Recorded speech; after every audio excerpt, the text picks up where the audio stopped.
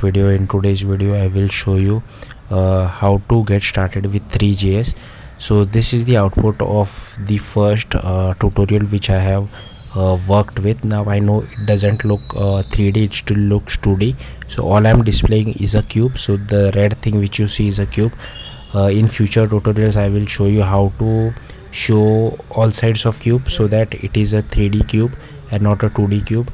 Currently you won't be able to move it or rotate it or zoom it, but yeah, we will see that in future tutorials. So this is like first to get you started with Threejs. So first of all, what you have to do is you have to go to threejs.org and you have to click on download. Once you click on download, you should see a file like this, 3.min.js.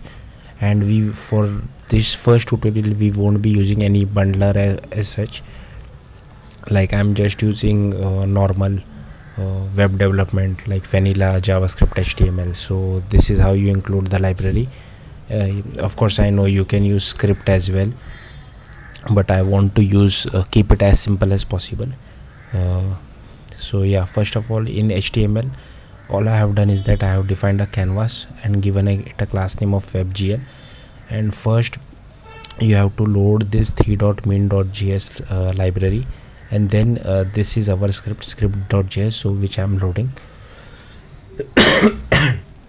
So the script.js contains the main code. So all I am doing is that first of all I'm getting our canvas using canvas.webgl, which I have defined over here. Okay, canvas.webgl, you can use any document selector, whatever you want. Then we have to define some size to it, which I have done. Then Threejs requires us to define a scene. So this is how you define a scene. And then inside that I have defined a cube geometry, so 3pog geometry, and material is kind of like a color to our cube. So once I have defined a cube, I will define a cube material and I have pass it as a red color. And now we need to combine these two, so that is called a mesh. So I have defined a mesh over here and we need to add that mesh to our scene. Now to see our cube we need to define a camera. Now for that I have defined a perspective camera. There are different types of camera, and here I have just given like I have done some kind of an R&D, and after that I got to know these numbers are good. So first